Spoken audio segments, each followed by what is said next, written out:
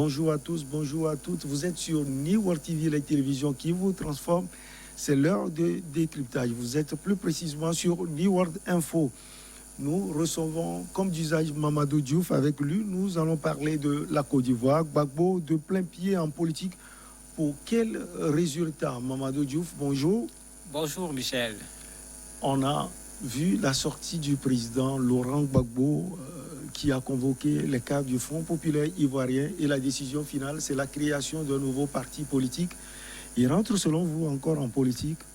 Ben, il a dit que lui, il est là. Il avait dit lors de son discours, juste après l'aéroport, quand il a rencontré certains cadres du parti. Et quand on regarde la démarche qu'il a utilisée depuis qu'il est revenu, Gbagbo n'est pas sorti de la politique. En allant rencontrer son allié actuel, le président Bédié, en allant chez lui à Daoukro, en y allant avec toute une délégation de cadres de son parti, et qu'après la rencontre au sommet, que les cadres se soient assis pour voir comment renforcer cette alliance, Gbagbo était déjà en politique. Maintenant, il y avait un problème. Gbagbo avait l'habitude d'être en politique avec le Front populaire ivoirien. Il se trouve que quand il est devenu président de la République en 2010, puisque la constitution de la Côte d'Ivoire sépare le poste de président de la République et le poste de responsable de parti, il devait démissionner du poste de président du FPI pour mettre ce poste à la disposition d'une autre personne. Et c'est Pascal Affi-N'Guessan qui a été choisi à l'époque sur proposition de Sangaré. Parce que dans son discours, Gbagbo revenait sur tout ça. Parce qu'il a voulu taper sur Affi-N'Guessan. Il a même dit comment il a pleuré quand il a été nommé Premier ministre. Effectivement, il est revenu sur tout ça parce qu'il y a eu plein d'anecdotes dans son discours. En fait, le but, c'est de tremper complètement Pascal Affi-N'Guessan, alors qu'il le fait comme s'il raconte une histoire de façon banale, mais l'objectif est de montrer l'ingratitude de la personne. Parce que quand tu regardes la logique, c'est pour dire qu'il est ingrat, voilà tout ce qu'on a fait pour lui, et voilà qu'il s'agrippe au pouvoir. Donc pour revenir sur ce que je disais, il fallait qu'il cède le poste. Affi-N'Guessan a été proposé par Sangaré, il est devenu le président du FPI. Et c'est ça qui fait la légalité de Affi-N'Guessan. Puisque ce n'est pas une question de propriété, mais comme on le sait, un parti normal, il faut organiser des congrès. À ces congrès, on nomme quelqu'un comme président ou on reconduit un président. Et après, vous devez déposer ces documents au ministère de l'administration territoriale de façon générale pour que l'on sache que le parti est dirigé par un tel. Donc, s'il faut convoquer quelqu'un, on sait qui on doit convoquer. S'il faut s'adresser au parti, on sait à qui on doit s'adresser. Et c'est ça la situation. Maintenant, comme que Pascal Affi-N'Guessan continue à vouloir être le président du FPI, entre guillemets, légal, ben, Gbagbo ne peut plus être un acteur politique sans pour autant avoir un parti politique. Raison pour laquelle il a convoqué le comité central. Affi-N'Guessan, bien sûr, n'a pas été convoqué. Ils se sont réunis. Bon, il a tenu son discours et il a proposé qu'on mette sur place un comité qui va se charger de la création d'un parti, de l'organisation également d'un congrès pour que ce parti soit l'organe politique à partir duquel Gbagbo va pouvoir agir en politique. Ce qui veut dire qu'il est bien dans la politique maintenant puisqu'il cherche un organe lui permettant de continuer à jouer son rôle de chef de file. Et selon vous, il est bien dans la politique, surtout il va créer son parti avec quelle configuration? Ben, comme il l'a dit dans son discours, parce qu'il y a eu beaucoup de jeux de mots de sa part. Il dit qu'il va laisser l'enveloppe à Affi-N'Guessan. Tout à fait. Il dit que N'Guessan a pris l'enveloppe, lui, il prend le contenu. Ça veut dire que le FPI, comme il le dit, reste le FPI. Il l'a dit ce jour-là en disant les sections sont là, les sous-sections sont là, les cadres sont là, c'est-à-dire la quintessence du FPI est là. Bon, il n'a pas cité Simone Gbagbo, mais Simone également était là-bas. Ça veut dire qu'effectivement, le FPI est là. Et pour ceux qui connaissent ce qui se passe en Côte d'Ivoire, lors des dernières élections législatives, Affi-N'Guessan n'a eu qu'un seul député avec le FPI. Et c'est son propre parti. C'est sa propre personne. Rien d'autre. Dans son fief. Voilà. Ce qui veut dire qu'en termes de représentativité, ça n'a absolument rien à voir avec le Front populaire ivoirien. Pendant un temps, puisque comment ils appellent ça encore, le Gore, le Gbagbo ou le Gbagbo ou rien, avait dit on ne participe à aucune élection tant que Gbagbo n'est pas libre.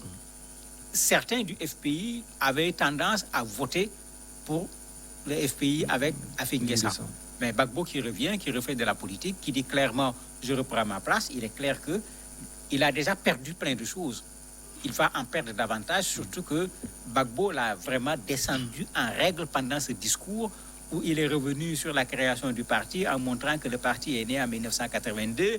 Il a cité les personnes, Afin Guessa n'en faisait pas partie. C'était la clandestinité. Le parti est devenu officiel en 90. Il a cité les personnes pour montrer qu'en fait, on lui a tout donné. Et en retour, voilà qu'il veut confisquer le parti. Et comme il dit, qu'on le laisse avec lui. Il va jusqu'à le comparer même à une pierre en disant que si vous marchez, si vous rencontrez une pierre, soit vous la contournez, soit vous sautez. Après, il dit le parti, dans son parcours, a rencontré Afin Guessa. Ben, ça veut dire qu'il est en train de descendre la personne pour qu'il ne reste de Afin Guessa, comme il le dit, que l'enveloppe FPI, c'est-à-dire le nom, mais le FPI réel va être dans ce qui va être créé comme nouveau parti dont le nom n'est pas encore connu. Samedi, les réactions de Afin Guessa seront entendues parce que lui aussi convoque une réunion de la branche légale du Front populaire ivoirien. Mais au-delà de cela, Mamadou, vous ne pensez pas que Gbagbo aussi perd quelque chose parce qu'arrivé au pays, les gens pensaient qu'il allait prendre langue véritablement avec Afin Guessa, même si peut-être cela a été fait à Bruxelles et partout, il a échoué sur ce plan. Non, il n'a pas échoué. Personne ne s'attendait à ce qu'il prenne langue avec Afin Guessa. Les gens s'attendaient plutôt au contraire qu'Afin Guessa aille vers Gbagbo. Puisque on disait qu'est-ce qui se passe, popularité ou pas, quand Gbagbo est descendu de l'aéroport, avec ce qu'on a vu, ce n'était pas Gbagbo qui devait faire un pas vers Afin Guessa, c'est Afin Guessa qui devait savoir que politiquement, c'est fini pour lui, pour ce qui concerne le FPI, il n'a qu'à rentrer dans les rangs. Vous vous rappelez l'épisode de Bruxelles? L'épisode de Bruxelles a amené le divorce entre les deux. Puisque pendant longtemps, les gens se plaignaient parce qu'Afin Guessa partait en Europe, le président Gbagbo était à Bruxelles, et il ne passait pas. D'ailleurs, Gbagbo l'a rappelé, c'est pourquoi j'ai dit il a vraiment descendu en règle. Lors de la rencontre, Afin Guessa est venu avec des conditions. Il est prêt à céder le poste de président, mais il devient de fait le premier vice-président du parti. Et s'il y a absence du président, il veut être un vice-président, non pas qu'on va dire il est vice-président, il ne peut pas agir, mais il veut être un vice-président qui va avoir les pleins pouvoirs. Voilà. Gbagbo n'a même pas continué la discussion avec lui. Il l'a laissé là-bas, il s'est levé, il a appelé les Assois et autres pour lui dire allez discuter avec ce monsieur-là. Ça veut dire que la rupture date depuis Bruxelles à l'époque. Et si vous regardez les discours du président Gbagbo, nulle part, jusqu'à ce discours, il n'a parlé d'Afin Guessa. Il l'a totalement ignoré depuis qu'il était retourné en Côte d'Ivoire. Mais ici, il n'a pas le choix parce que certains disaient d'engager une bataille juridique. La bataille juridique était perdue d'avance. Parce que même lors des élections de 2015, quand Afin Guessa a forcé pour aller aux élections, le GOR a voulu utiliser le sigle FPI, le logo, qui pour n'est faire pas un certain par nombre la d'activités. La justice leur a dit non, vous ne pouvez pas le faire. Ce qui veut dire que d'un point de vue juridique, l'affaire était déjà scellée. Il a parfaitement raison, il ne faut pas aller mener une bataille que l'on connaît perdue d'avance. Maintenant, moi je crains que c'est Afin Guessa plutôt qui va perdre et sur toute la ligne, parce que les 800 personnes qu'on a vues là-bas, ce n'était pas n'importe qui. C'était le FPI réel. Il peut avoir 800 personnes lui aussi. Le problème, ce sera qui seront ces 800 personnes. Le problème, ce n'est pas d'avoir 800 personnes. Le problème, c'est d'avoir quelles personnes, alors que tout le monde l'a vu. Après le retour de Gbagbo, il y a eu même des défections dans le camp de Afin Guessa. Des gens ont abandonné pour aller rejoindre le président Gbagbo, parce que quoi qu'on dise, quand on dit FPI, c'est Gbagbo, c'est Simon. Alors, le FPI est abandonné, si on peut le dire, par Laurent Gbagbo, qui est le cofondateur. Il va créer un nouveau parti politique. Lui aussi, Mamadou a perdu, même si ce sont des miettes. Il y a l'équation également, Simon Gbagbo, qui n'est pas encore résolue. Oui, cette équation n'est pas résolue. Ça va être l'équation la plus difficile, certainement, à résoudre, parce que Simon également est en politique. Tout récemment, à Bounois, elle est allée, elle a été reçue, puisque ses partisans considèrent le 8 août comme étant la journée Simone Day, comme il l'appelle. Et elle a été consacrée, et même le jour du comité central, quand elle est arrivée, les gens l'ont applaudi. Elle a encore des partisans. Maintenant, est-ce que ce problème conjugal, parce que c'est un problème conjugal, une affaire privée entre Gbagbo et Simon, va avoir une répercussion sur le problème politique? S'il y a une répercussion, c'est clair que sur ce plan-là, il y aura des pertes. Parce que Simone risque d'avoir une attitude qui fera que Nguessan est parti avec des gens, même s'ils ne sont pas nombreux. Si Simone fait la même chose, on ne sait pas combien de personnes vont suivre. Dans ce cas, effectivement, le FPI nouveau, parce qu'on ne sait pas comment il s'appellera, aura perdu Nguessan plus ses partisans, Simone plus ses partisans.